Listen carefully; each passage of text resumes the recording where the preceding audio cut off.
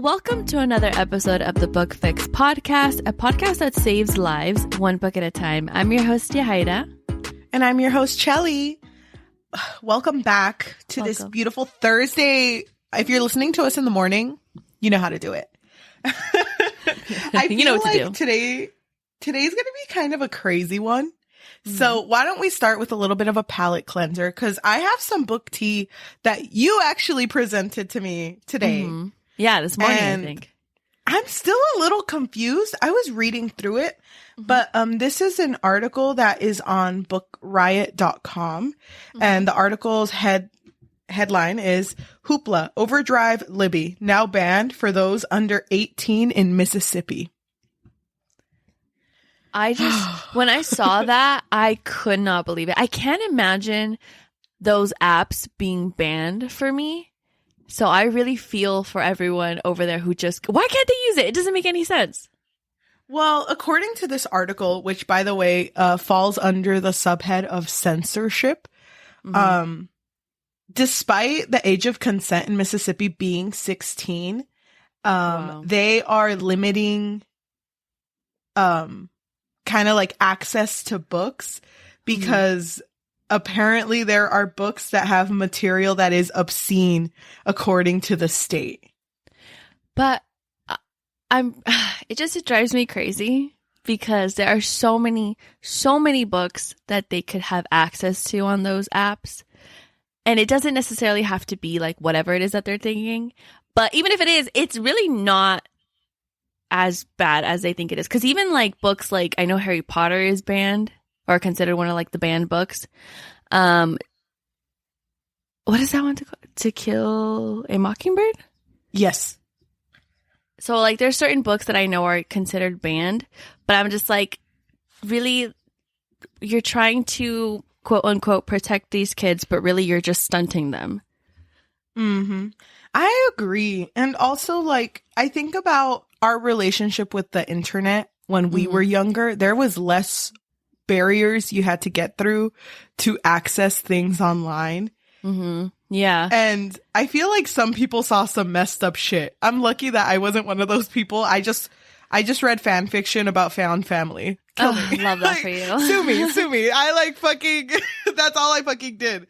But like, I understand why they're concerned because I feel like now obscenity online is kind of heightened to a point of violence. And that's like another conversation in itself, but it feels weird to limit what you're able to view, mostly when it comes to books that you could rent out. Like that doesn't really seem like something they should limit. But according to them, on July 1st, 2023, there was a House Bill 1315 that passed and said that public libraries are only allowed to offer digital or online resources from their database, or if a vendor gives them something that they've already like verified that's not obscene. So they are doing that because they're trying to prevent people from sending, receiving, and viewing child videos. They don't want to promote child sexual exploitation or trafficking, obscene materials, or anything inappropriate dealing with cruelty and violence in the matter that is harmful to children.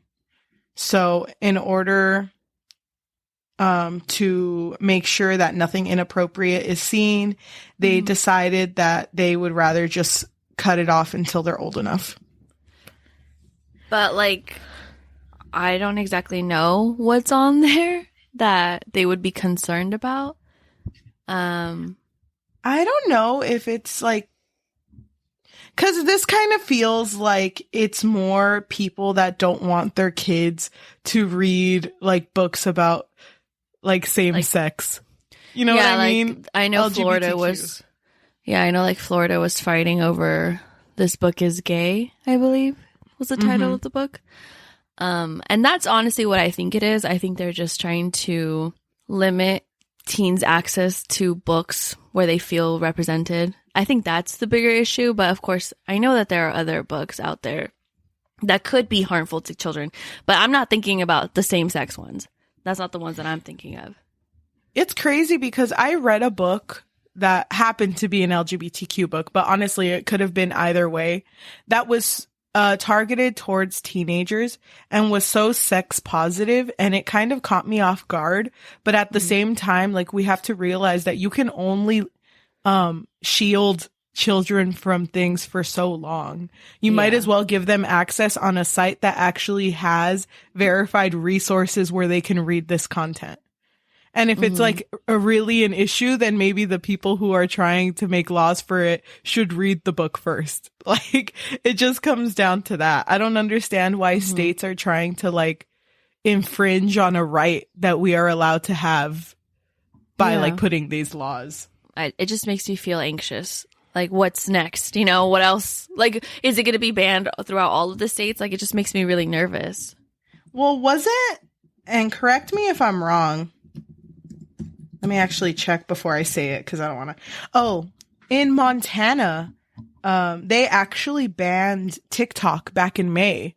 So although some people have the app downloaded, if you didn't, it's kind of like Flappy Bird. If you didn't, you can no longer download it because it's not in the App Store. So like, it just, like you said, it feels like people are slowly like stripping away the rights of what we're allowed to view online. And like I said, I understand you don't want kids to view certain things, but at the same time, like, people are going to view what they want. It's what they do with it. And it's also up to their parents to, you know, provide boundaries. But yeah, I mean, who's to say? That's just like an irritating topic. It is an irritating topic. It's interesting because that kind of connects a little bit with what you're allowed to read. Today is the day. I prayed before this one. Oh, okay, that's good.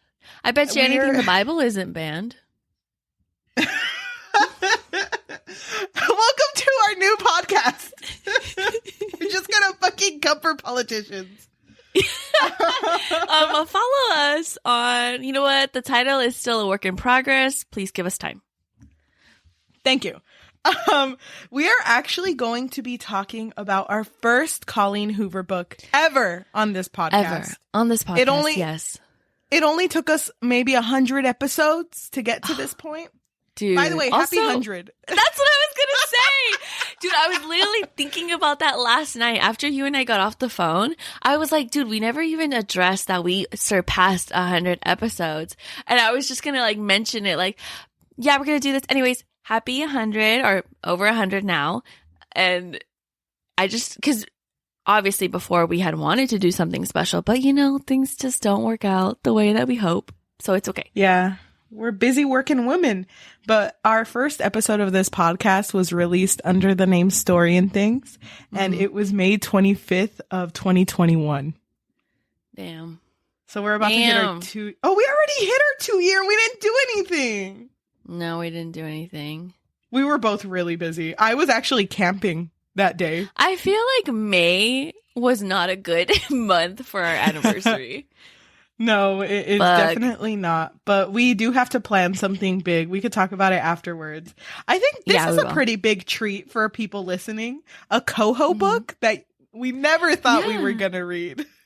We really didn't, because when we started TikTok and booktok, we had seen all of the rage for Colleen Hoover. Like, I think she's one of the most popular authors on, at least on there. And it's crazy because both Cheli and I have people in our lives that didn't really read before, but now they're starting to read, and it's all Colleen Hoover. Yep. Shout out. Shout out. Yay. So, Cheli, what made us pick this one? Out of all of the Colleen Hoover books, why do you think we picked this one? I mean, I feel like we have to pick her biggest, her best. Just kidding. I'm like giving her like, oh my God. Sorry, I work for CoHo now. But no, we actually picked It Ends With Us because this is one of her biggest works. It is the one that is set up for getting a movie. It is the one that was set for getting a coloring book. And oh my God. One of her most. We could talk about the coloring book after. Yeah, this is one of her most personal stories too. She did say that she worked a lot with her family when telling this story because of how sensitive the topic is. So It Ends With Us is going to be our first CoHo book. Not the first one you read though, because this is my first one. Yeah.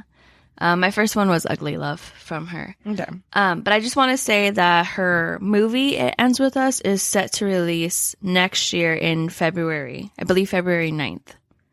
So, do you remember Cheli, you know where we're going to be at. We should go to the same theater we went when we watched 50 Shades of Grey. Yes. I'm so down.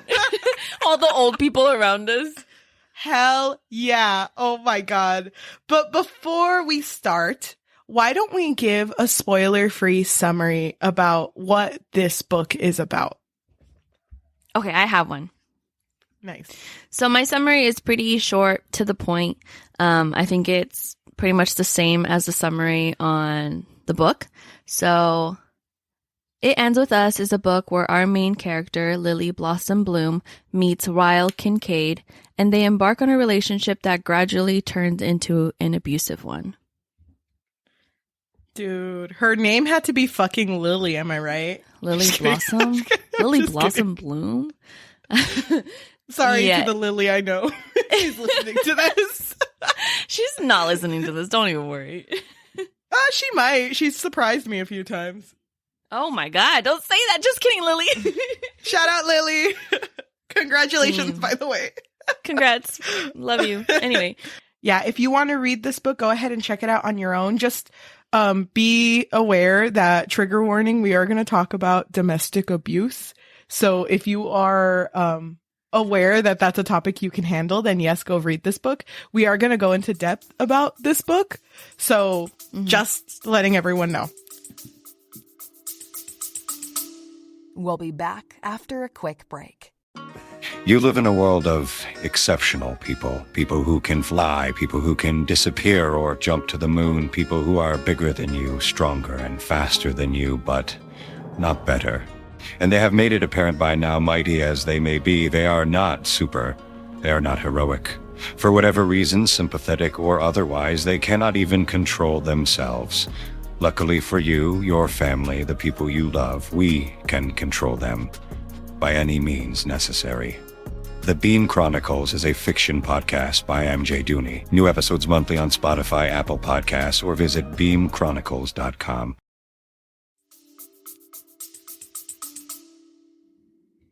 Okay, so now we're going to get into the part of the episode where we're going to guess how the other person would rate the book, because we don't really talk about these stories beforehand. Do you want me to go first, or do you want to go first? I think you should go first. Okay. I didn't really give it much thought, but I'm closing my eyes. I'm getting into your beautiful mind. Thank you. I'm gonna guess that you're gonna give it like. I'm holding up a number right now. Oh my God, I see it. A 2.25, because you can do that on Storygraph. 2 1/4. Thank you. She knows math. Oh my God. I'm guessing that you are going to give this a 4 out of 5. Can I tell you something? Huh. I have been using Instagram a lot lately, my personal Instagram. I do want to say, and you can't change your score, when I was reading this story, I had to take you off of Instagram for a bit, like mute you, because I didn't want you to see what I was saying about it. So mean. I did save all the stories to show you after. I can't believe you would do that to me. I felt so bad, but I was like, I can't say anything because I really like going into it blind. Because I think you gave it a 4 or even like a 5. But as soon as you start talking, I never know. You what? So, as soon as you start talking, I never actually know how you feel. So. Oh yeah. I mean, I never know how you feel either. I just kind of pick a number. I'm like, I don't know. We'll see. Yeah, you throw a dart. Okay. Yeah, that's actually what I do. Also, are you gonna post anything on TikTok about that? Yeah, I saved all the videos because they were really funny. Oh, okay. Mm-hmm. My favorite one was when I looked in the camera and I was like, I end with us. And then I cut it off. God. Fade to black. Not again. So I do want to say, I tried going into this blind. Like, I did not want to have any expectations for this book, high or low. And I separated myself from the author. Like, I was like, okay, I can't have any preconceived notions. So I just need to just take it at face value. So starting this book, it starts off with our girl Lily. Wait, love that name. Before we talk about the book, I just want to mention that Cheli and I are aware that this was a very personal book for Colleen Hoover. But even though it was a personal book for her, I do want us to still talk about the book as it is. Do you know what I mean? Like, not really thinking about how it connects to her. We can talk about that, of course, but yeah, so we do want to save that till the end. I want to talk about the book first. No, I know, but I just want to say, like, we will try to be sensitive, but we just want to talk about the book. I want to start off by saying, when I started this book, I was reading so slow because this is the book that kind of triggered me going like, okay, I'm just going to read another book after this, and then I'm going to keep going. And my reading slump disappeared. Gone. Who is she? So this book starts off with Lily. She is a girl who just, like, literally just left her dad's funeral. And Lily Bloom, that's her full name. She is sitting on a rooftop on like the 12th floor, and she kind of has her feet dangling on both sides, one on the roof and like one on the edge. And she's just over here like, oh my God, fucking, I just need quiet. This is good. Like, I needed my space. I cannot believe that just happened. Like, the funeral that happened, like, she didn't believe it played out the way it did. And she's just enjoying her quiet time when she realizes that a man storms into the rooftop and he just like looks super agitated. So he seems really angry because he's like fucking throwing chairs all over the place, and he's just obviously upset. And while he's doing this, he doesn't realize that she's there. It isn't until I think he's walking back to the chair and he's like smoking a joint that he finally makes eye contact with her. And he's just kind of like, who are you? Like, what? Please get off of that ledge. Because it looks like she's about to jump, you know? Yeah. So she kind of like, nah, I don't really feel like it. Whatever. And I don't know how, but they both end up like, he talks her into moving away. And they both end up sitting on like beach chairs, you know, the ones that you lounge on. And they're both looking at the sky. So at this point, they are complete strangers to each other. But she does realize that this man looks really attractive. Just wanted to point it out. So like, when they're sitting next to each other, I think it's Lily who starts saying like, oh, well, first it's Ryle, the man. He's kind of like, oh, some people are just so, like, they act so fake. And like, how do you act with people who are like that? And she was like, well, you know, you could just give like a naked truth. You could just be as honest as possible. So they start this thing called Naked Truths, where they say whatever they're feeling without any judgment. Like, you are just supposed to say whatever it is. So then, Ryle, the guy, is like, okay, well, why don't you give me a naked truth? Go ahead and tell me a naked truth. Do you remember what her first one was? No, but I think she does bring up her dad, right? She brings up that her dad had died and that how she couldn't really give a eulogy because she had nothing nice to say. Yes. I think her dad is the first one. It's, I fucked up the eulogy to my dad's funeral. And then he's like, oh my God, please tell me more. And he's like, here, I'll show you what I did. And she stands up and is like, I'm going to talk about my dad and all of the wonderful things that he's done. And she just stood there for 10 minutes in silence because he was such a horrible person that she had nothing nice to say about him. Yeah. And she mentions that mentions it, but in, you know, her point of view, not telling him that her father was a mayor and that he was really abusive to her mother, even though he never laid a hand on her. So she just never was able to have a relationship with him. Yep. And so then Ryle is like, okay, let me give you my naked truth. Today I saw a little boy who killed his own brother because they were like playing with guns and he didn't know that it was a real gun and basically shot his brother and he couldn't save him because turns out that Ryle is a neurosurgeon and there was just like nothing he could do. And then it kind of throws Lily off because it's such a serious and dark change. And she tries to like comfort him in a way, but then he's just like, no, that kid's life is going to be fucked up forever. Like he is never going to be the same because of that. And then it gets quiet and Ryle's like, okay, well, give me another one because that one was kind of, that one was kind of dark. There needs to be another thing. So give me another naked truth. And then Lily's like, oh, I fell in love with, had sex with a homeless man.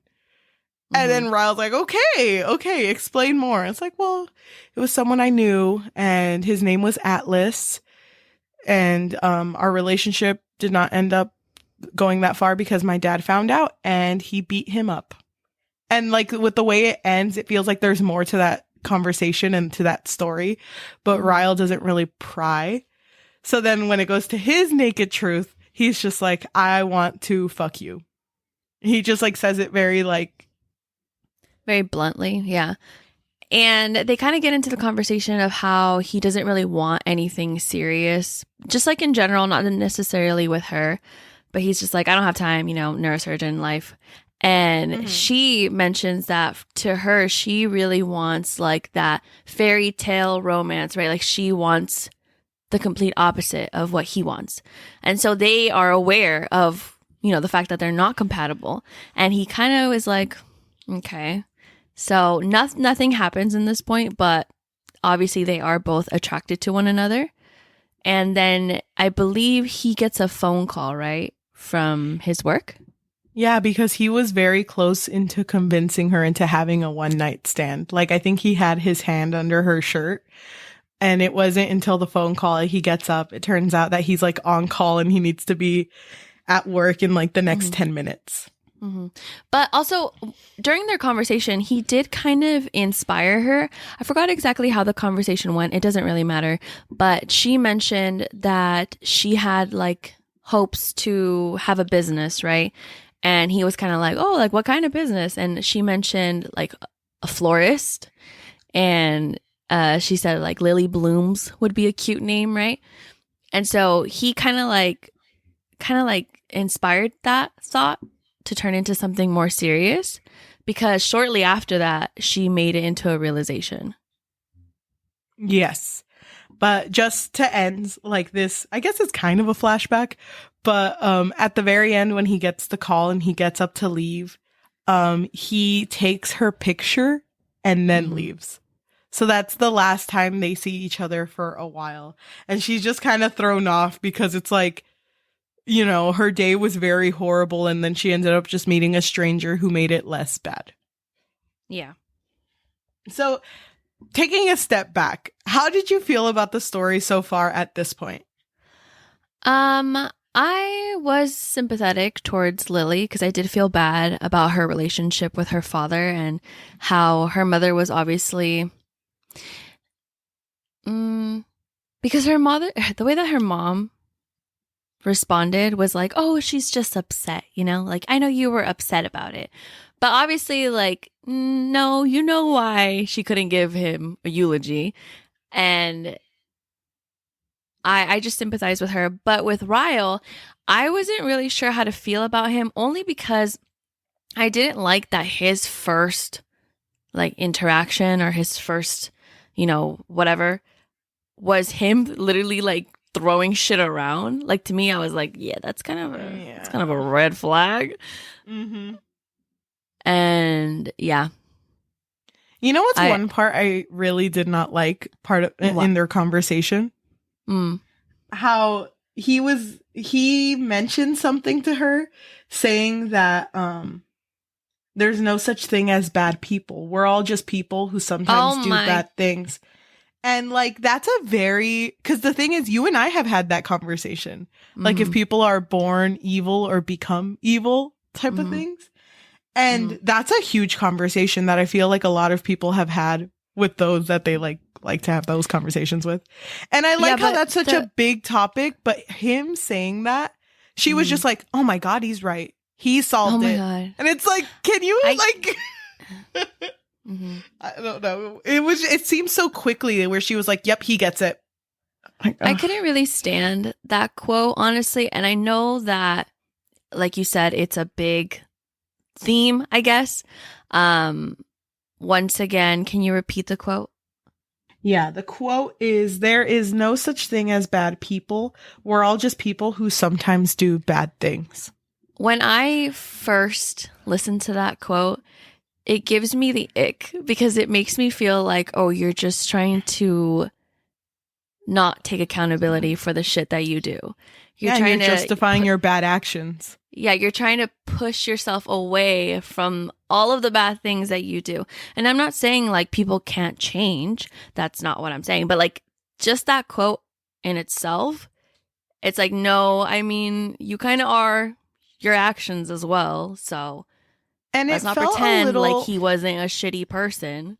And that also goes with her father too. That's what I was going to say. The fact that she came from an abusive home and she heard that, and her first intention or her first thought was like, I mean, that's true. No one is exclusively bad nor exclusively good.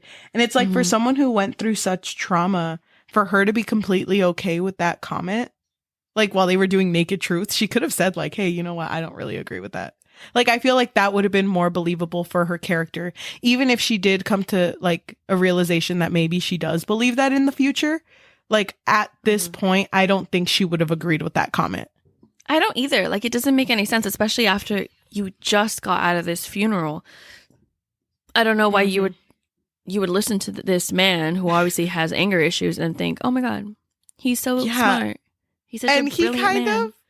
He felt like a very serious character, doesn't really make jokes, you know, is just very well put together from their conversations. So it kind of threw me off when she read her eulogy that she gave to her dad when she sat back down and he said, you're kind of my hero. You just roasted a dead guy. I was like, why would you say that? Why would you say that? It did kind of feel out of character. Like, it doesn't really feel like something he would say. Not maybe in the future, but not at this point. Yeah. So why don't we just go through this a little bit faster? So then afterwards, I think it's 6 months after, Lily is opening up her business. Lily blooms. And then this girl shows up. What's her name? Oh my God. Elisa? Elisa. Yeah. Right? Elisa. So Elisa shows up. She's this rich girl who just really wants a job. She doesn't care if she gets paid or not. She's like, hey, it looks like you need help. And so with time, Elisa and Lily become friends. And then... I like that. Lily... Okay. Sorry? I like that Elisa was hired on the spot. I know, literally. Like, okay. Because she was willing to work for $10. She was like, I don't even care to get paid, honestly. I'm rich. Do you see this Gucci bag? But then Lily is, while she's like renovating, she ends up getting hurt. And Elisa's like, oh my God, we got to get you some help. She makes a little phone call. And lo and behold, turns out she is Ryle's sister. So Ryle shows up with his friend and he's like, oh my God, nice to meet you. I've never seen you before. And so that's how they both reconnect after those 6 months. I liked, like, I kind of thought it was cute the way that they were interacting. So I hate that he kind of ruined it when Elisa walked away. And when she comes back, he's like, oh, by the way, I still want to fuck you. I know, literally. It's like, and Elisa was like, what the fuck? I'm trying to be employed. I know, I'm just employed. I just started today. I know. It's funny. She puts all her stuff down, and as soon as she hears that, he's like, okay, I'll start packing my stuff, boss. I'm sorry. I'm so sorry that happened. Yeah. Oh, gosh. But, like, it's fucking wild to me. Like, as slow as I felt this story was at points, it's wild to me that all of a sudden now she's, like, in the family. You know what I mean? Like, she's completely enveloped in this family, is best friends with the sister who just happened to walk in, and then fucking he's just in her life again. And they don't really do anything to further their interaction. Lily ends up getting hurt, and she does need to ice her leg, and basically like she's out of commission for like an entire week. But she ends up driving herself home and whatever. Let's just call it a day. And a week passes by. He still obviously wants something with her. She's not down. And I think it's during one night, she hears a knock one night and she opens the door, and this man is just so fucking thirsty. He's just like, girl, I literally knocked on 27 doors. 27? 29? I can't remember. 29. I knocked on 29 doors and I finally got to your door. Girl, I'm so thirsty. Like, I can't stop thinking about you. And listen, I am trying to be a doctor, as you already know, and I can't do my residency if all I'm thinking about is you and, you know, being in you. So if you could just like do me a solid and like we just have like one little one night stand, a quickie, if you will, then I'll never ever talk to you again. You'll never hear from me again. And at first she's like not down. She's just like, what the fuck is wrong with him? Not really. That's not really her response, but she's just kind of like shocked, right? But then slowly he does kind of convince her, because she's like, oh my God, me sleeping with a doctor, that's kind of hot. And so she leaves, she starts showering, she starts shaving every inch of her body. She comes out in a sexy ass outfit, ready, and then he is passed out on her bed. He is knocked out. And so she sleeps next to him. He wakes up and he's just like, I am so sorry. That was embarrassing. I never want to talk about that ever again. Dude. But he had to leave though, like immediately. He was like, sorry, I'm booked, so I have to go. Dude, as soon as it got up to this point, I really liked Ryle. Like, I fucking thought he was really sweet. Like, even though he doesn't want a relationship, it's like he's kind of going against what he said with, like, I only have to see you once, you know? It's just, you're just one person. But he's over here, like, continuously trying to find her. And even the next day when she goes to work, on their soft opening, he comes in and like buys flowers, and he's like, I'm gonna buy it for a girl that I don't think about because girls are gross.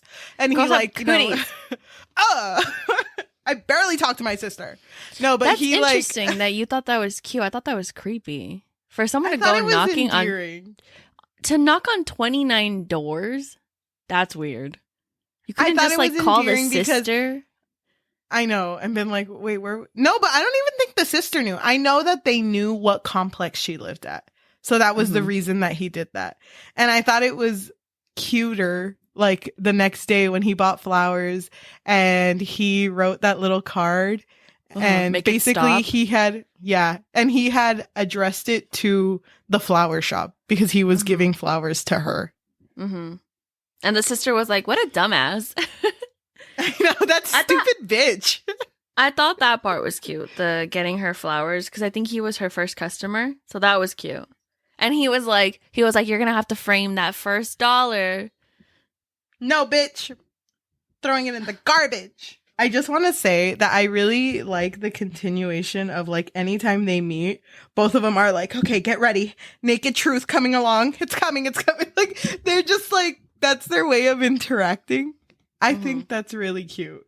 But can I tell you something that it gave me? It kind of gave me the ick after a while. But can I tell you what it reminded me of? What? You season 2 when Joe would always say, I wolf you. Oh my God, I knew you were going to bring that up. Ew. Did you get that? Did you get that feeling though? I did get that vibe. I was like, this is kind of gross. I can't. Yeah, at first it was cute, but then when it started getting to like the end and they continued to say that, it's like, nah, bitch, that ain't us. That's gross, actually. But yeah, I just wanted to bring that up. At this point, I was like, oh my God, naked truths? Are you fucking kidding me? That's cute as fuck. Okay. So, I don't really see the point of the naked truths when Ryle was so fucking blunt since the very beginning. Like, what's the point of it? It's the heart. It's the heart in it. I think it's just supposed to be like, I wolf you. Like, what the fuck was the point in that? I don't even fucking like wolves. Not that this isn't Cheli speaking, by the way. That is not true. Hold on. Wait, what? You love wolves. Why are you exposing me? Let's see. You really liked Beastars. You really liked Exo's wolf. Zootopia. Wait, he's not a wolf. Is he a wolf? Why am I blanking out? Hello?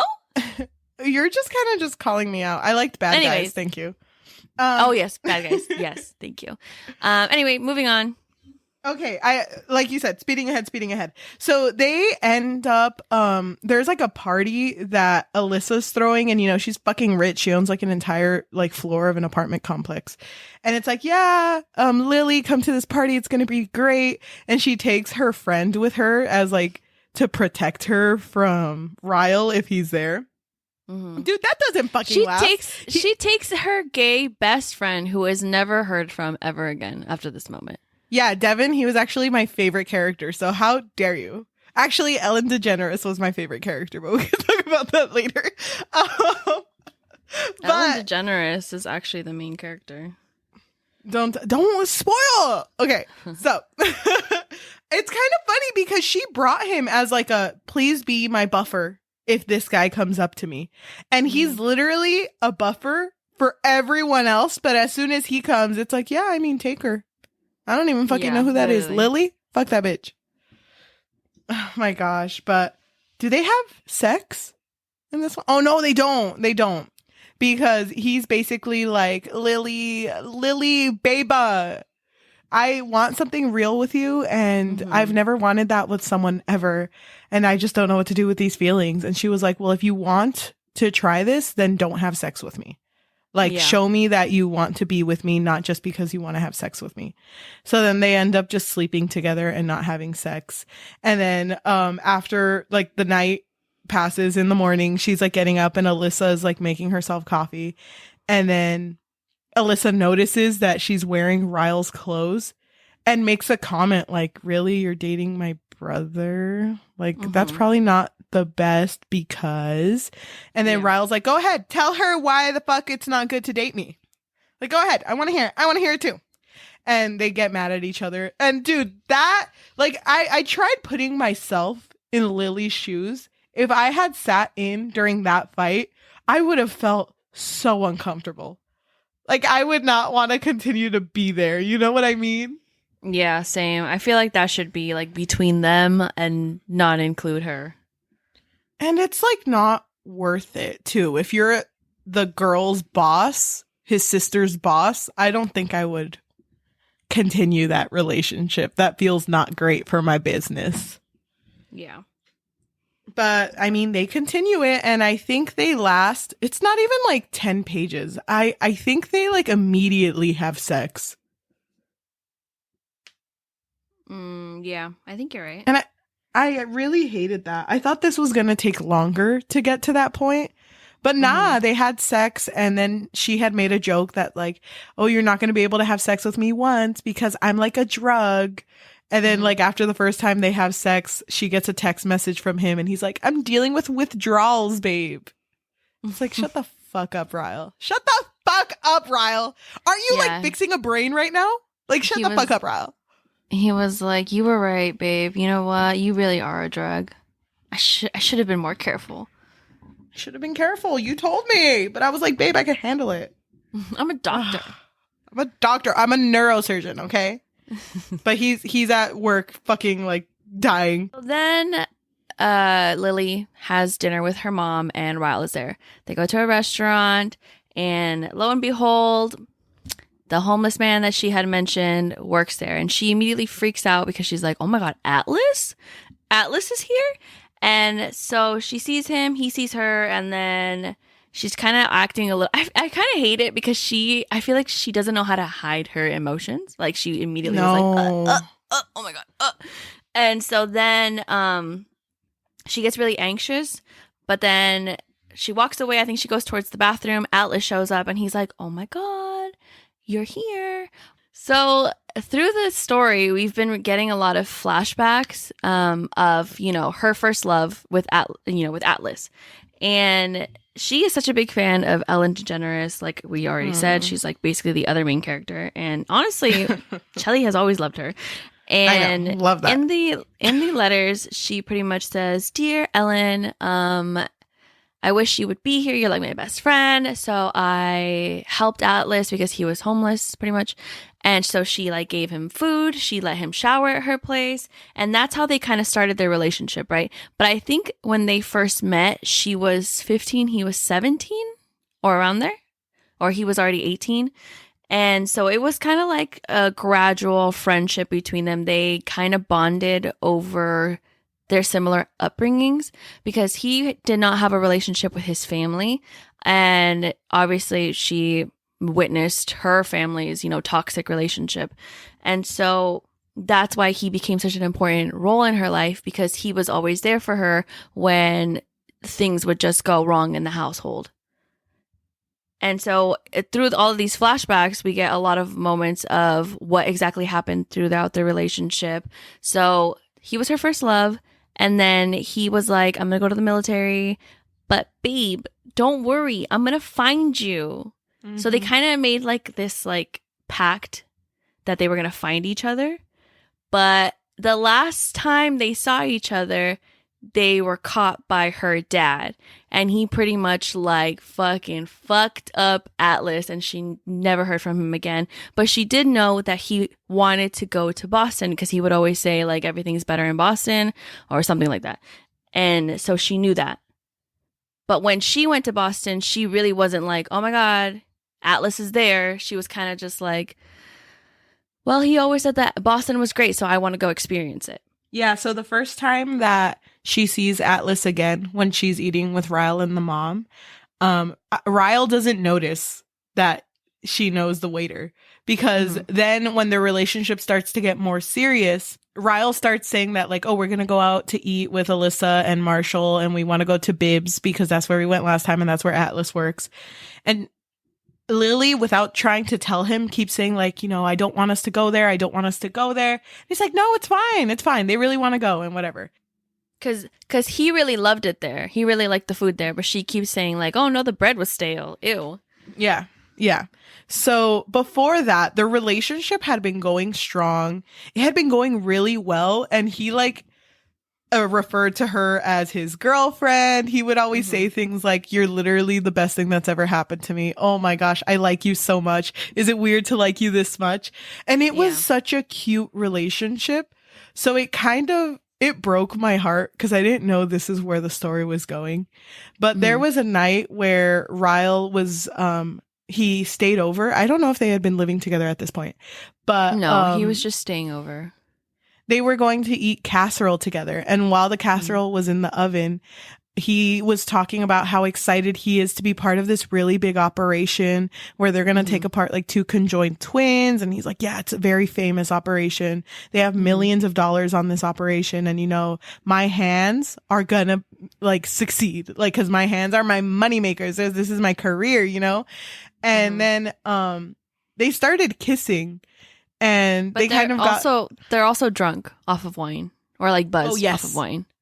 Yes. So then they don't realize that smoke starts to develop because the casserole is burning. So he tries to react quick and grabs the casserole, but does it without gloves to protect his hands from the pot holder. Yeah. So he automatically drops the casserole and he has burned his hands. And to Lily, this is hilarious because it's like, oh my God, like, why would he do that? And she just starts laughing. And immediately, she's like, drunk also. Yes. Immediately he reacts. He gets super angry at her and just pushes her to the floor. And he like shoves her. Shoves her hard enough that she hurts her eye. Like she's bleeding. She crashes into like the countertop, I think. So she's kind of just on the floor for a bit, but gets up and tries to defend herself and pushes him. And he falls right into like glass. The glass. The broken And I'm not glass, sure yeah. if he's in his right mind at this point. I think it takes a while for him to kind of just like, because there's like a separation of when he's angry, he's not him, as Lily describes it. Mm-hmm. But then when he comes back, it's like, okay, this is Ryle, because he's like, oh my God, Lily, I am so sorry. I am so sorry. And like, she feels like, okay, he literally just pushed me. And she's saying that. She's like, you just pushed me. You literally pushed me. And he's just like, no, like, I don't know what came over me. You know, are you okay? And she like feels bad because she was like, she tries to justify it in her head. Like, well, he just talked about this big surgery and it's so big for his career. And I made fun of his hand. I should have been more like cautious more caring about that he had hurt himself. And so she starts to say like, how's your hand? And he's like, no, that doesn't matter. How are you? Like, you know, and takes her to the bathroom and like starts cleaning her wound while she starts cleaning his wound. And it's just so quiet. And I think he like continues to apologize. And she's like, you pushed me. Like you literally pushed me. And I want you to know that if this happens again, like, cause you know, things happen, but if this happens a second time, know that I will leave you.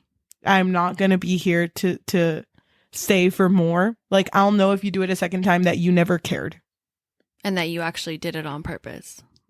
Yes. And during this time, she is also thinking about her parents and their abusive relationship. And she was telling herself that she knew that if she ever experienced the same thing that her mother did, that she would immediately leave. And so she's like sobbing. It's actually really, really sad how much she's crying about it, because she's just like realizing that she's experiencing the same thing that her mother did. I didn't know that this story had domestic abuse in it. So when it got to this point, it really like fucked me up. Like I'm surprised you didn't, based on everything that came out with the coloring book. And I'm pretty sure we talked about that. I know we talked about it, but I just never really assumed. I never would have imagined that it was the main character. I thought that was just her, you know, her backstory. So I was very shocked. And I had never heard people say the name Ryle when they talk about book boyfriends, but I have heard the name Atlas. So I was very confused. I was like, why isn't anyone talking about him?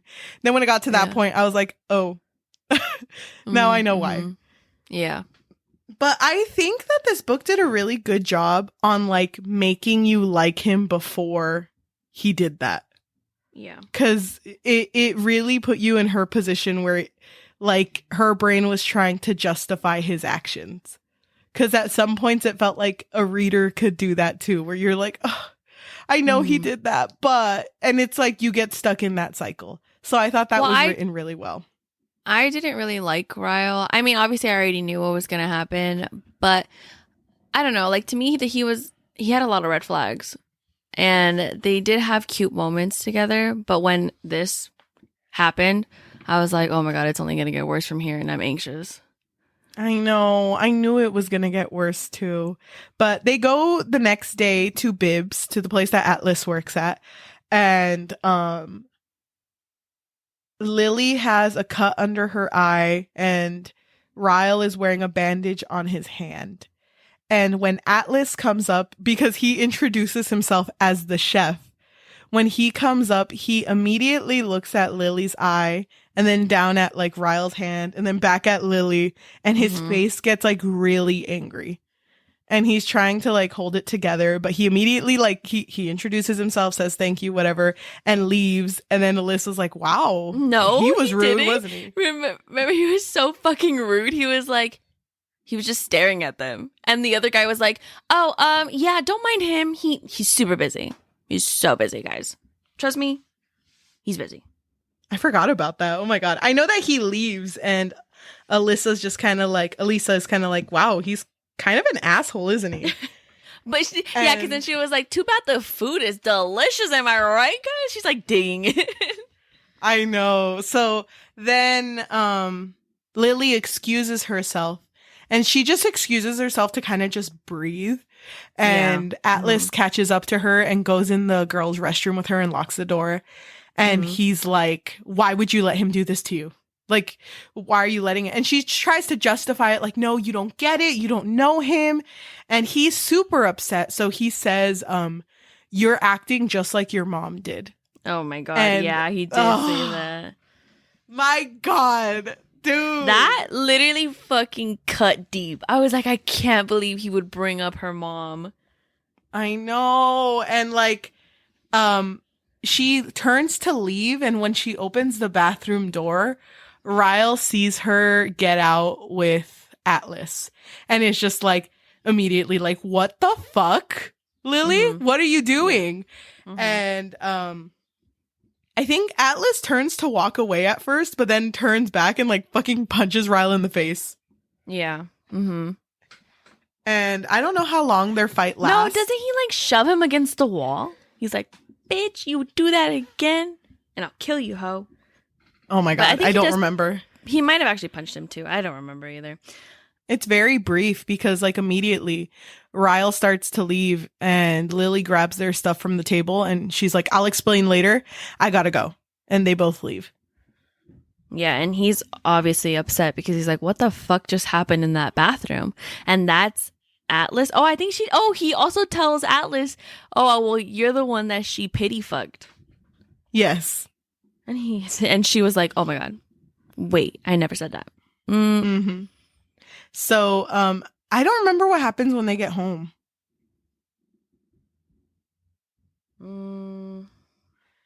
Because I know they're angry at each other, and I think they do like the naked truths again. And she basically says like, I know that he was working there. I didn't want to go back. Remember, I told you I didn't want to go back. I did not. Like, he looked at your arm and my eye, and he just put 2 and 2 together. Like, I didn't tell him what happened. But he's just a very protective friend. You know, I would never hurt you like that. Yeah, I think they just kind of like make up, right? I'm pretty sure they make up pretty quickly with that one. Yeah, they do. But she kind of is hoping that's the last time she crashes into Atlas. But then Atlas goes to her job and he's actually there to apologize. And Lily's like, oh no, don't even worry about it. Like, he shouldn't have punched you either or shoved you either. And he's like, oh no, I'm not apologizing for that. That was my pride and joy. Don't get me wrong. I'm apologizing for what I said about you being like your mom. Like, you know, that was very hurtful and insensitive and I shouldn't have said that. And he ends up writing his number on a sticky note and puts it on the back of her phone case and just shuts her phone case. And he's like, if it gets bad, you call me. And I will be there. No questions asked. I will be there. And she just kind of like, okay, whatever. And then while he's leaving, she's like, oh, by the way, I want to apologize for what Ryle said. Like, you were not a pity fuck. And then he's like, oh, trust me, I was there. Like, I know it wasn't a pity fuck. And then he leaves. What happened the second time when he hurt Lily? I don't remember what caused him to be angry, but I do remember that was the moment he pushed her off the stairs and he pretty much like was fucking gaslighting her. Like, no, you fell. I didn't push you. You fell. Right? He found the phone number because her phone fell. You're right. Her phone fell and the case popped off. Saw the phone number and he started losing it. And well, he called it like, first and then realized it was Atlas's number. Yeah, but then he was like trying to leave and she was going after him like on the stairs and that's when he shoved her off and she fell down the stairs. And I don't know if it was in this one, but when she woke up, he kept repeating like, I didn't push you, you fell. Like, you fell. Like, you fell. Are you okay? You fell.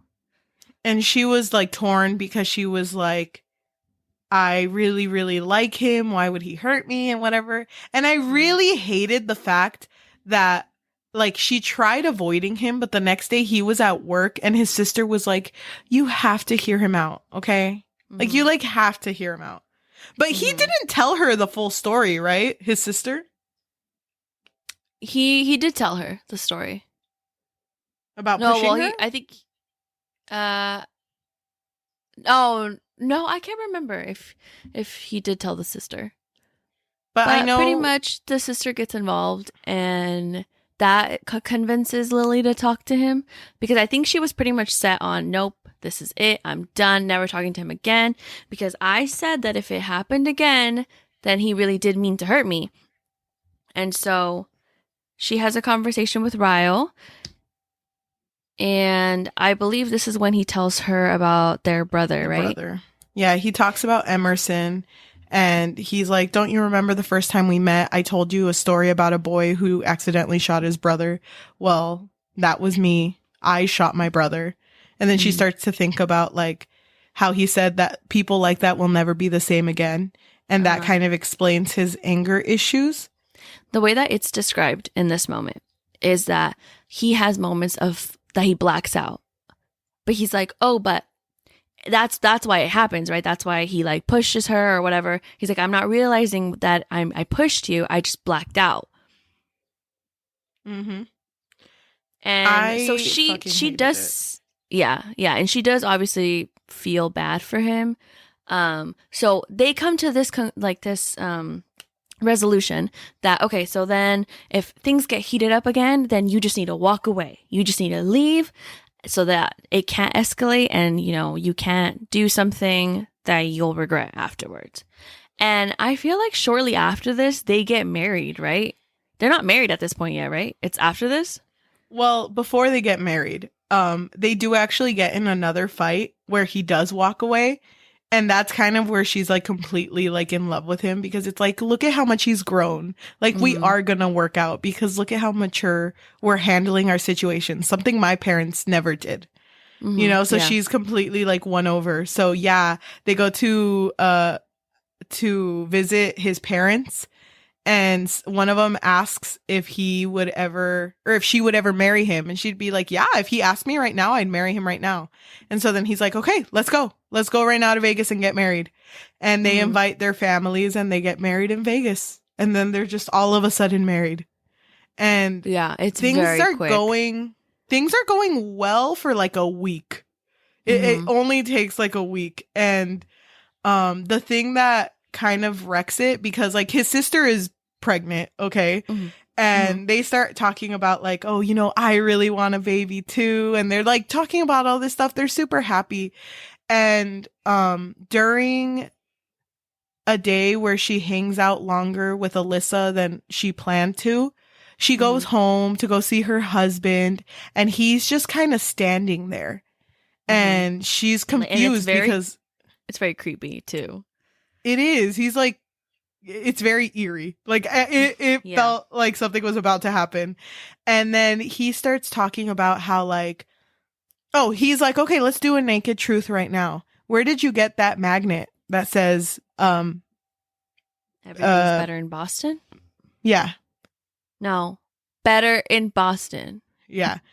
And she's like, I don't remember. And then he does something that's super aggressive, and then he says it again. And it's like, okay, tell me again, where did you get that magnet? And she was like, I don't know why that matters. Like, what's happening?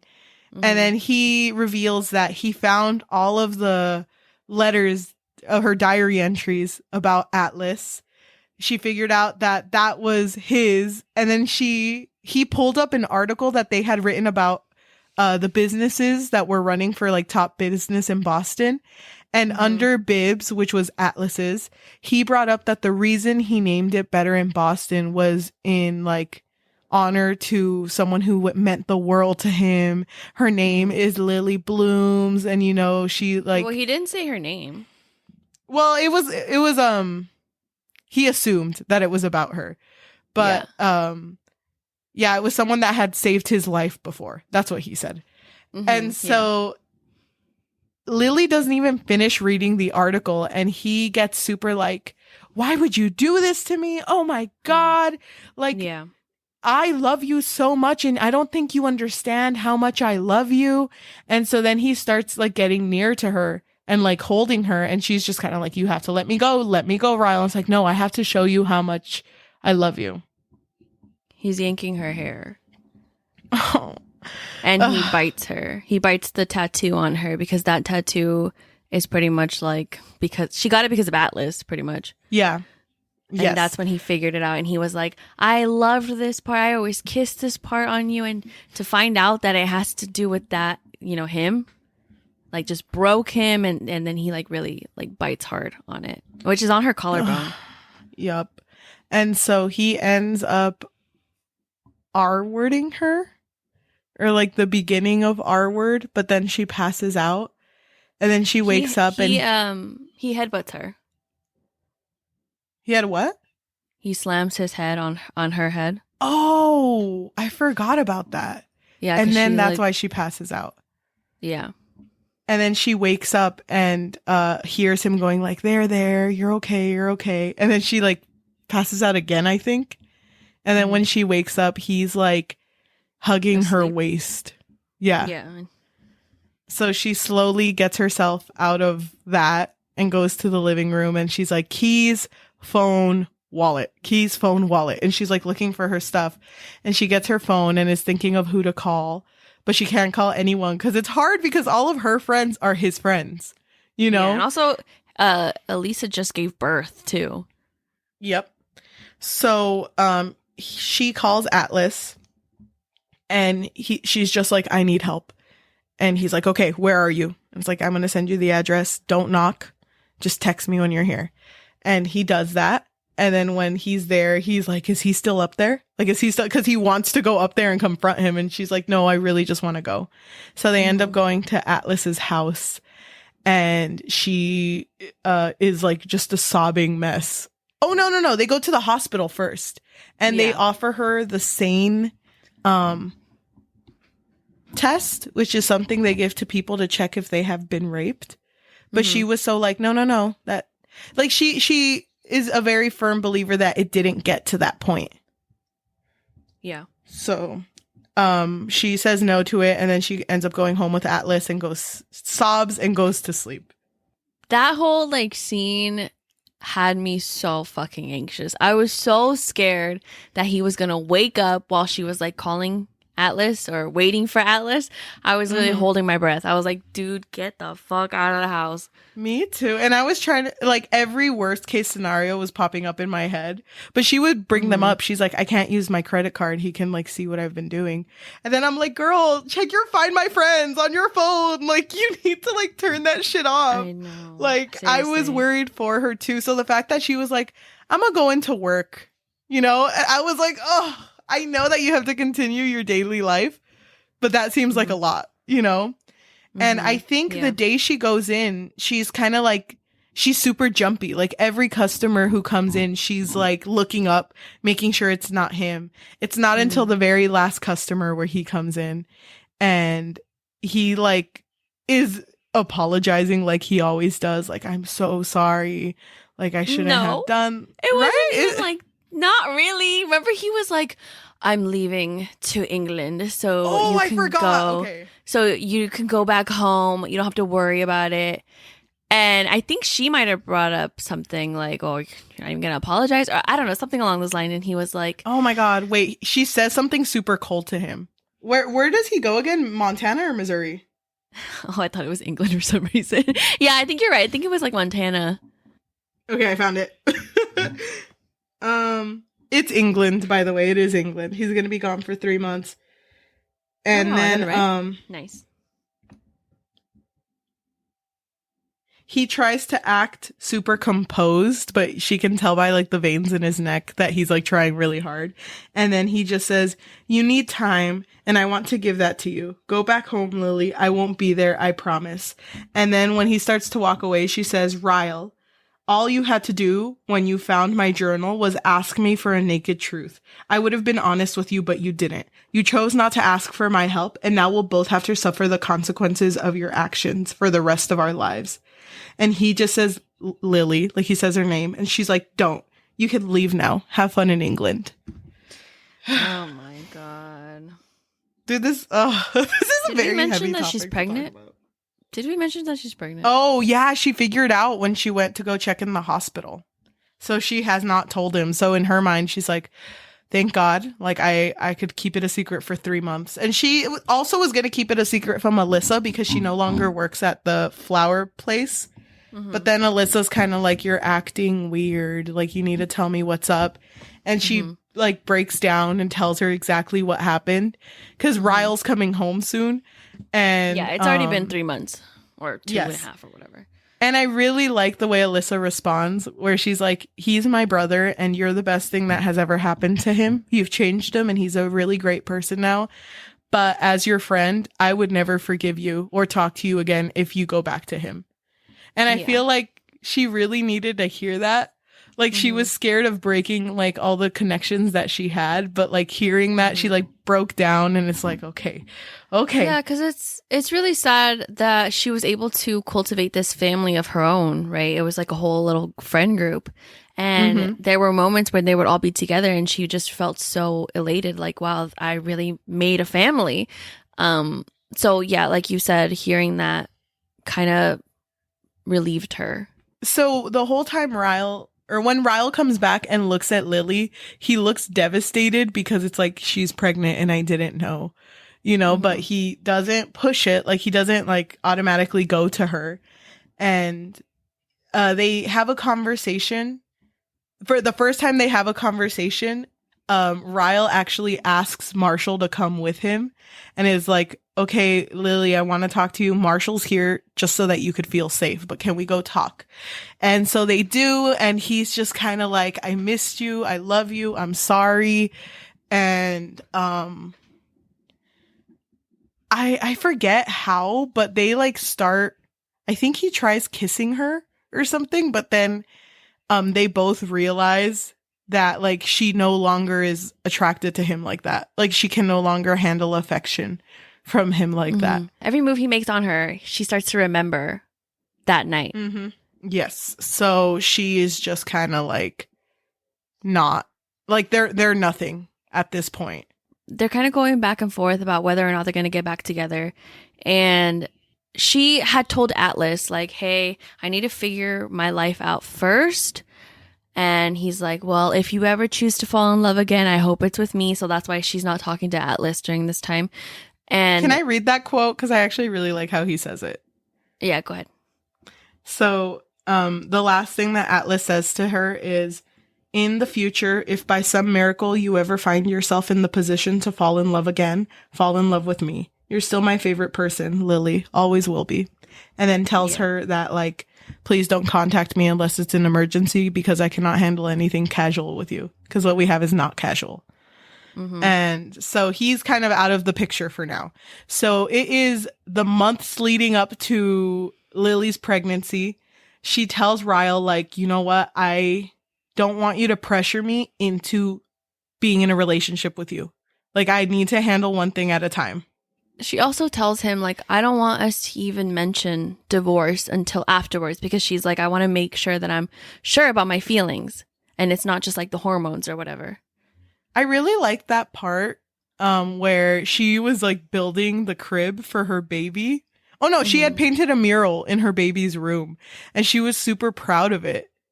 And she was like, I need to show someone, but everyone was busy. So she ended up calling Ryle and was like, hey, I just built this. You want to come and look at it? And he comes in. It is the crib. They built the crib. And then they're both looking at it. Oh no, I'm wrong. It was Ryle who built the crib. When they're standing there, she lowers her defenses because it's a very like beautiful moment. And he tries to hug her and she backs away. And she like, I don't think she says it, but she thinks it, like, the fact that he made a mistake that now affects her having moments like this, like something that she would have been so excited to feel with her husband. She no longer has that because he took it away from her. So yeah, when she finally does give birth,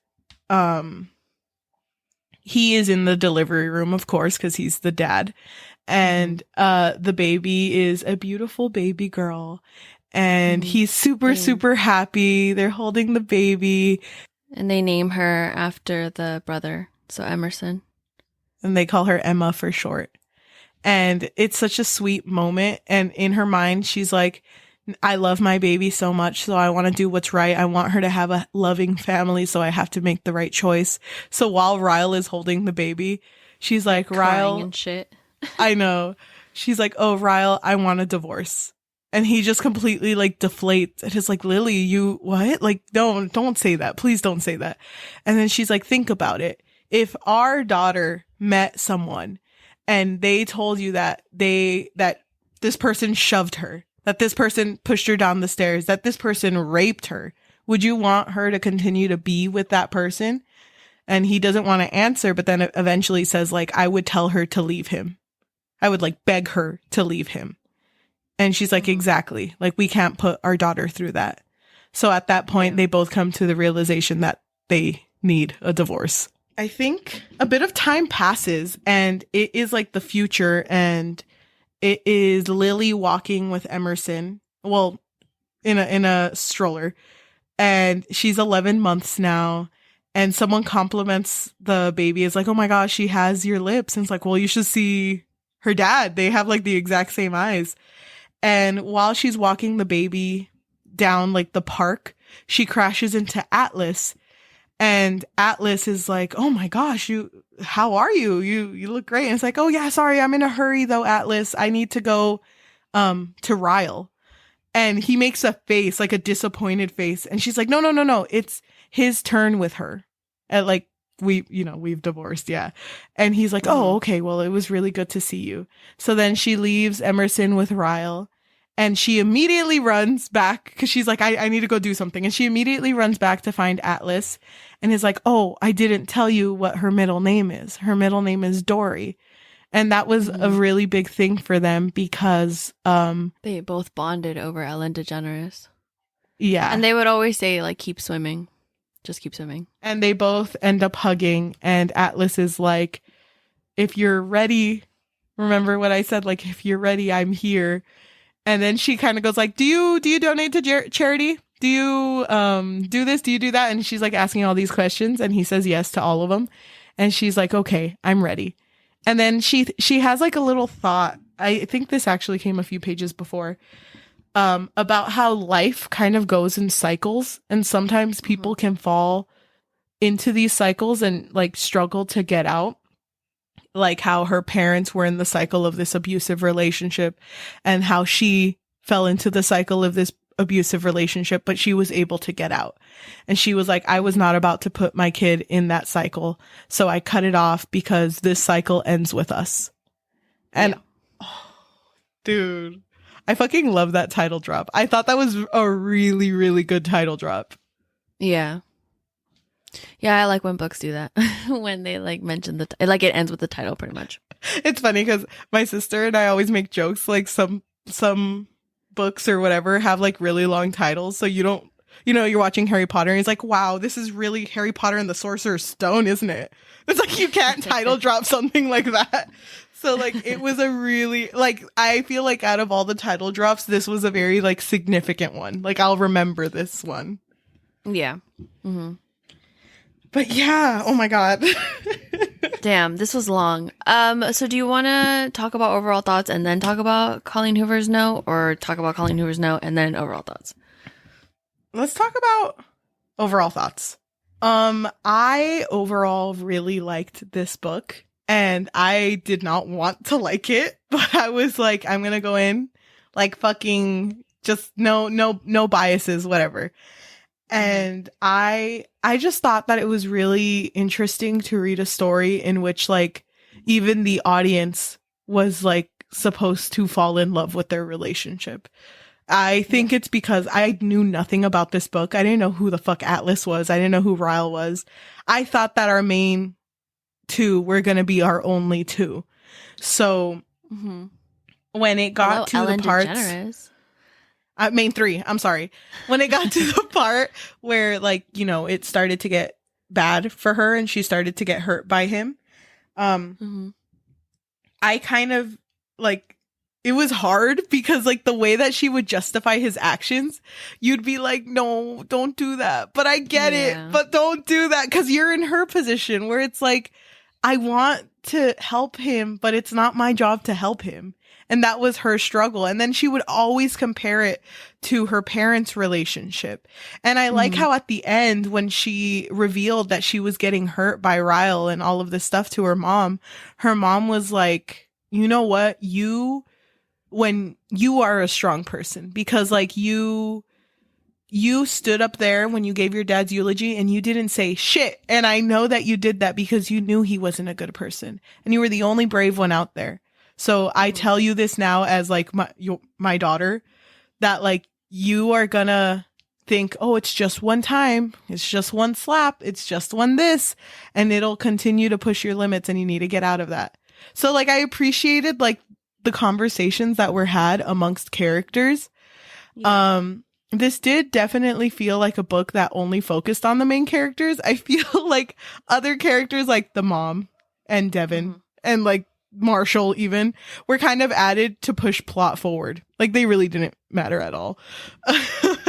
But I think that this book accomplished what it wanted to do. It wanted to paint a picture of what a domestic household looks like and how even people who have been in these households can sometimes fall victim into being in a relationship like this themselves.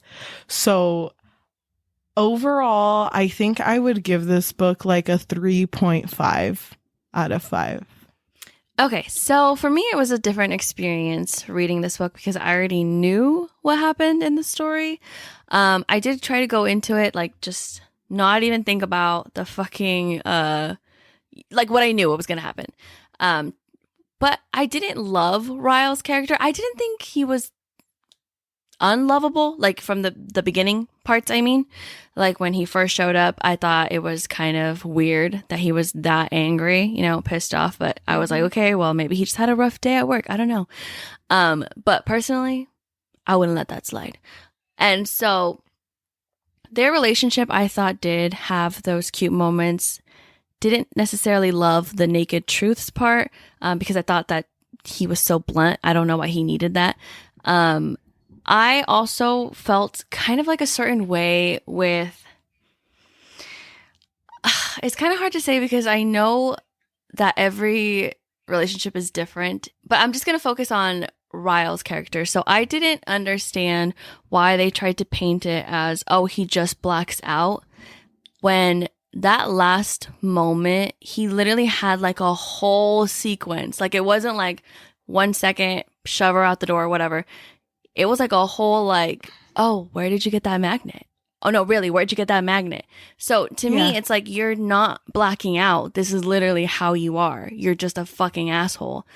Mm-hmm. And so I hated that they tried to give him a fucking redemption story. Like, he doesn't need a redemption story. He needs therapy. And it didn't sit well with me that she literally just let him have the daughter. Like, I know that some people treat their partners different than their children, but your character is your character. And I feel like, to me, I would be like, no, he's going to break one day. Like, the baby's going to cry and not stop crying. And then he's going to fucking black out. Like, what? It did not sit well with me that she was literally just like, oh, you know, it's his turn to have her. So here you go. See you later, girl. I would just be so on edge. Like, that was never even a thought for her. I don't understand why. And I just didn't like that this felt like, oh, he was just, you know, blacking out. It's not his fault. I still hate that quote, that he's not really a bad person, you know, because you're trying to push off that responsibility of his actions. I don't know why. I did like the story, the way that it was progressing, but in certain moments I was like, no, they're losing me. Like, they're trying to justify his actions, and I don't like it. Like, I know that Lily was going through it, and I sympathized with her. I understood why she would take him back, because like Cheli said, in those moments, you kind of just try to justify it in your head. Like, oh my God, well, you know, he was just upset. I shouldn't have laughed. I shouldn't have done this. Shouldn't have done that. And I felt so bad in those moments where she was just like, if I wasn't laughing, then, you know, he would have never shoved me. And it's a lot of like what ifs that just stress me out. So I guess, you know, the book did show, you know, how a relationship can just turn into, you know, a domestic abusive relationship. But I didn't like the way that it was executed. And I know that it was a personal story for the author, but just, not thinking about how it pertains to the author, I did not like this story like halfway to the end. You know what I mean? Like the halfway mark and then to the end. Yeah. And then also like her and Atlas's relationship is also weird because I like that they became friends, but I don't know if you remember when he was like, wait, how old are you? She was like 15. Oh, you turned 16 when? Oh, okay. So then the age of consent is like 2 months from now. Okay, great. Love that. Oh my God, I forgot about that. That gave me the ick. I was like, okay, that's weird. I really wish that the letters that served as flashbacks to the love story of Atlas and Lily would have just been to a fictional character. Like, I understand that Ellen DeGeneres was, loved by many. Go ahead. Loved by many at one point in time. Hated by one. That one is me. Hated by one and someone in this podcast. I just don't understand why it wasn't just to a fictional character. Like, what the fuck? Imagine being Ellen DeGeneres and being like, damn, you really had to include me in this? Oh my God. Wait, anyway, what do you give it? I give this book like a 2. 1.5. Can I say, oh my God, 1. dude. I don't know. I fucking wish that I would have had you when I was posting my Instagram videos, because you mentioned everything that I forgot that I wanted to mention too. When I first finished this book, I was like, oh my God, it's so great. I love this book. Because I did really like the ending. And then I posted, okay, this is for anyone who's listening right now, I'm going to try to remain sensitive with this topic, but just know that like as book reviewers, we are reviewing the content. So like whatever I say, I don't mean it in offense to the author's personal life. But this is my views of this book.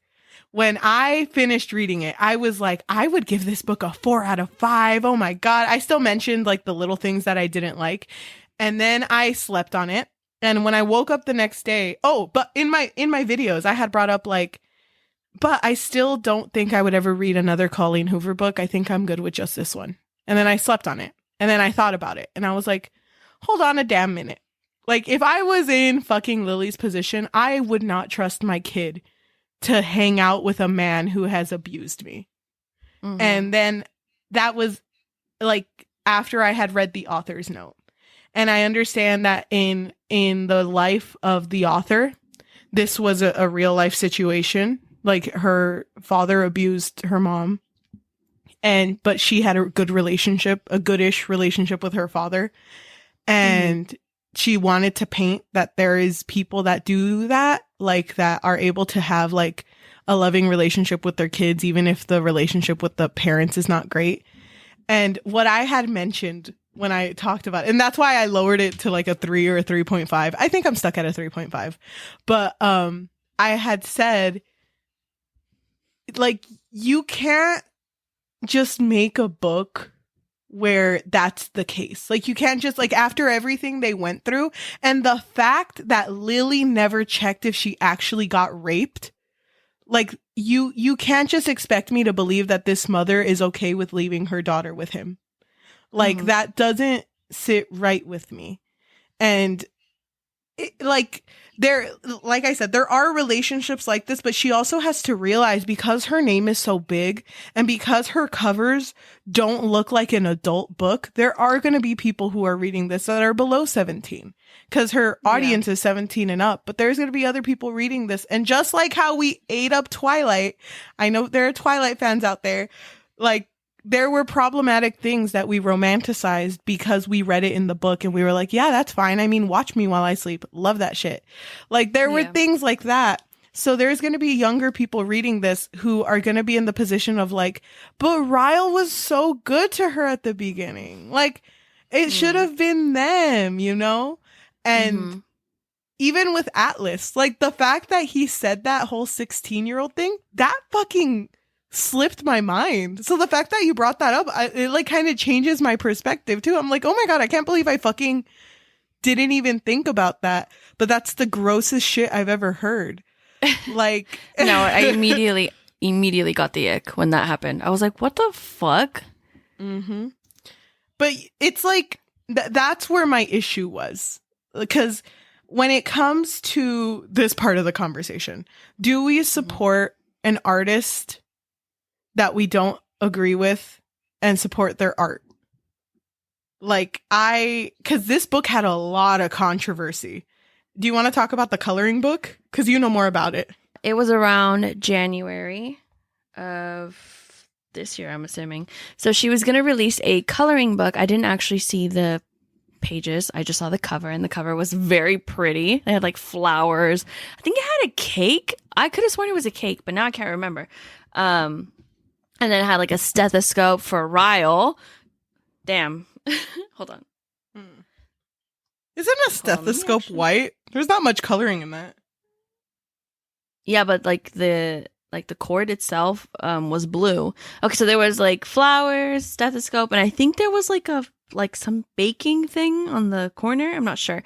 I'm assuming it's for the cookies that he had baked for her, Atlas. Mm-hmm. Yes. And so she was going to release this, and it was just like everyone was excuse me. The way that it was marketed was like, this is very exciting. Like, it's going to be an ode to Lily's journey, pretty much.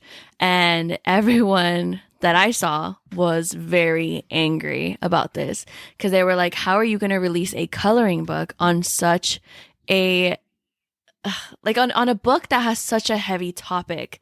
And I would see comments that said like, well, you're going to need a lot of red for the blood.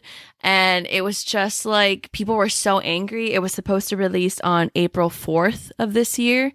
But because of everyone's anger, she was like, oh, I wanted to celebrate, Lily being strong enough to get out of this relationship. And like, I guess she didn't mean anything by it. I'm assuming that's what her statement said. I can't really remember it. And then it was never released. It's so crazy to me because like this, and along with other things, are the reason that like I can't stand by Colleen Hoover, because it feels like so, like, how did you not realize that this was an issue? It seems so delusional.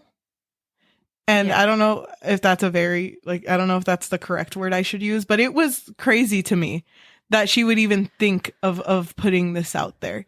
And then when I heard that this was getting a movie, now after reading it and sitting with it, it's like, how are you going to make people hate Ryle? Like, you're going to portray him as a great guy at the beginning, and you're going to tell me there's not going to be teenagers out there that are like, whatever. Like, he's great. I've heard a kid once say, if you hit your girlfriend, it's not that bad. So, you need to realize that there are people who think like that. And you're telling me you're going to make a movie and somehow make everyone hate Ryle and understand that that's the point of your story. Like, it's different. Like, you can't just expect that all of the homes that go through domestic abuse are like that.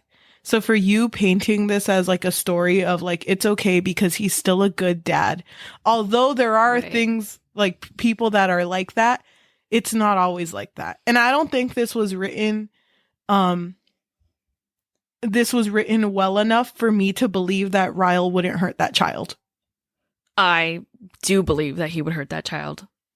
I don't understand how it ended that way. But yeah. Do you want to talk about the statement itself or not? Her author's note basically said that she had come from a home similar to this, and that whole casserole incident that Lily and Ryle went through, that was actually the first time, based on a true story of the first time her mom was abused by the dad.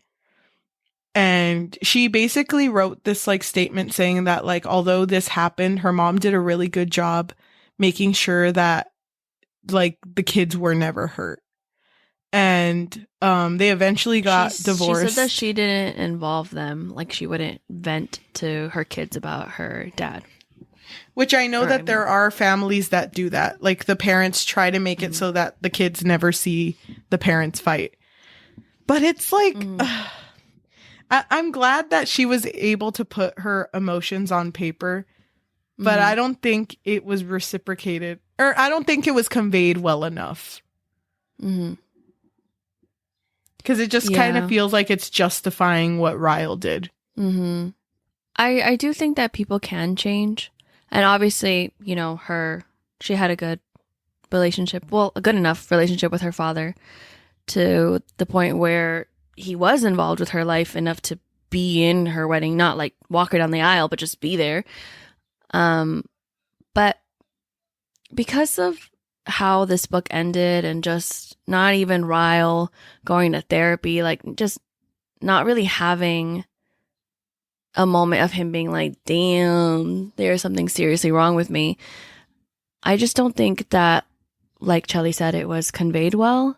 I do feel for her though. Like, I know that this is a very personal book. It's so sad because when I realized that it was such a personal book, I was almost like, damn, should we talk about this or not? I know it's hard to talk about books like this, but I feel like as an author, you have to realize that when you release a piece of work, it's no longer your story. So the way that it is digested by the readers, that's not up to you anymore.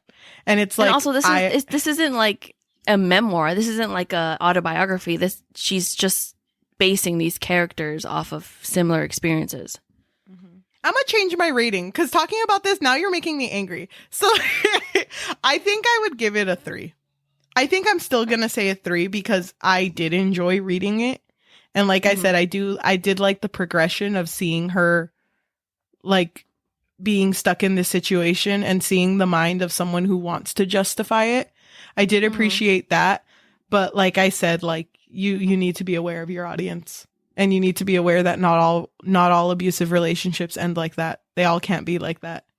And it's funny because there was a part of me when I was like halfway through this book, I was like, damn, am I going to read the next one? Am I going to read the It Starts With Us?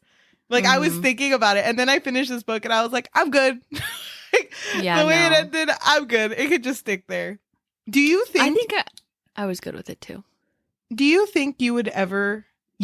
not for the podcast, but you would ever read another Colleen Hoover book? Yeah, I think I would.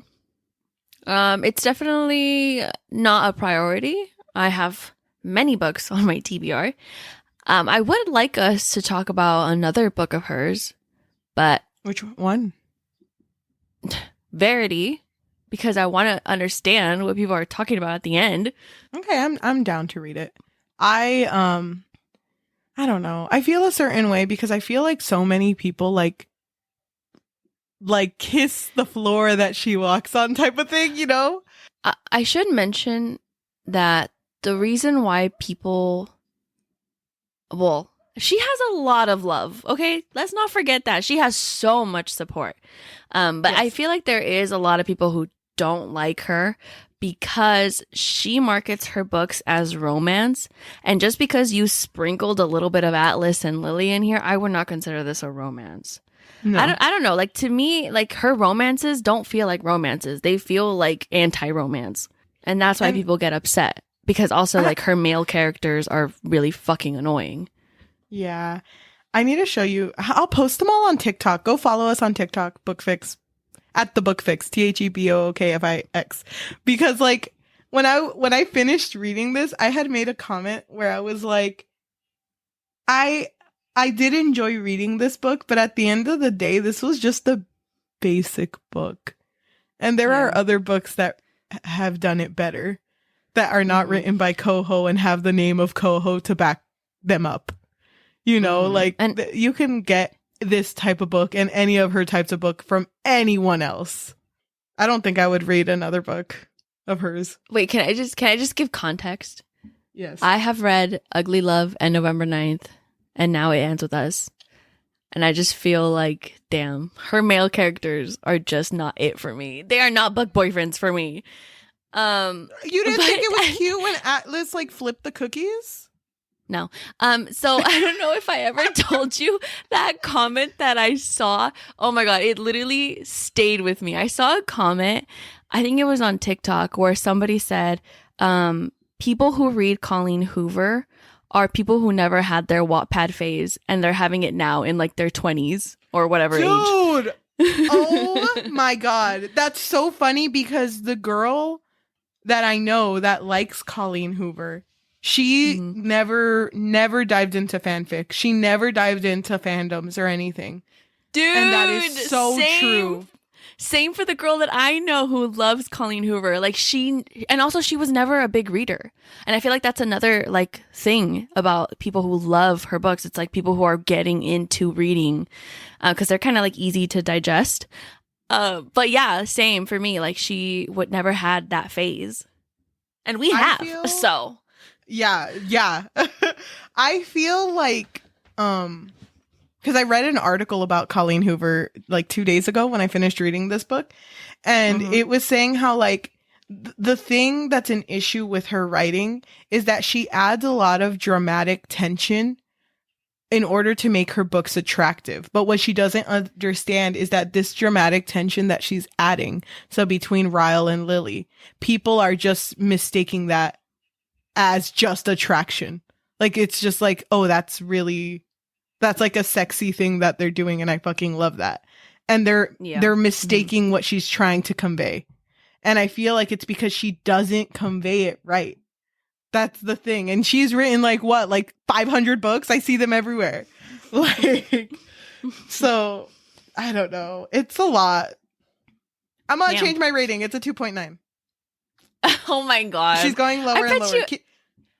Also, if this is the first time that anyone is listening to us and you didn't listen to us when we did like our what is it called? Our yearly wrap up.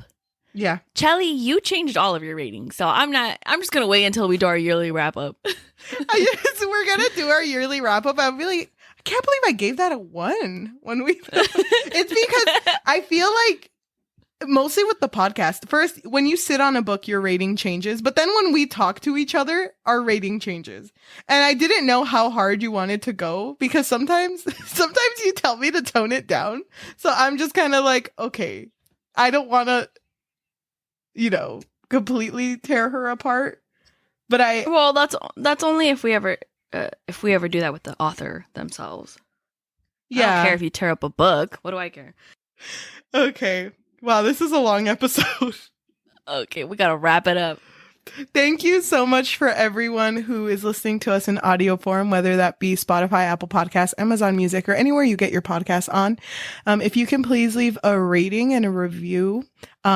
For the rating, I suggest 5 stars. Because if you think about it, if I gave it a 3 and Yajaira gave it a 2, 3 plus 2 is 5, you need to make it work. Come on. The math has to math. I think I'm gonna give it a 1. Okay, but then I have to give it a 4. That won't. Okay, it's okay. We'll talk about it later. But if you also want to help us a little bit more with exposure, please tell your friends, family, loved ones, everyone about us, because the best type of exposure is through word of mouth. But if you have extra money, like an extra 5 in your back pocket, what is something they could do, Yajaira? So we did make a Patreon, and really for the moment it just serves as a way for our listeners to give us a little bit more love, let us know that you really enjoy what we do. You can find us on patreon.com/bookfix. Thank you. And if you are watching us on YouTube, thank you so much. If you can like, comment, subscribe, and hit that notification bell, we post every Tuesday and Thursday. I do recommend listening to us on audio form for a bit, only because we're a little behind on our YouTube. If you want to support us on social media, we are active on TikTok. So if you look up at The Book Fix, THEBOOKFIX, you can find us there. You can also find us on Instagram and on Threads at The Book Fix Pod, THEBOOKFIXPOD. Thank you. Thank you. Oh, gosh. I just feel like a weight has lifted. Thank you so much for listening, and we'll see you next time. Bye. Dude, every time we film, I have to turn off my fan, and I am drenched in sweat. So am I. It's so freaking hot here. I don't have any jokes for the end of the episode. I need to go turn on my fan. Okay, me too. Bye. Bye.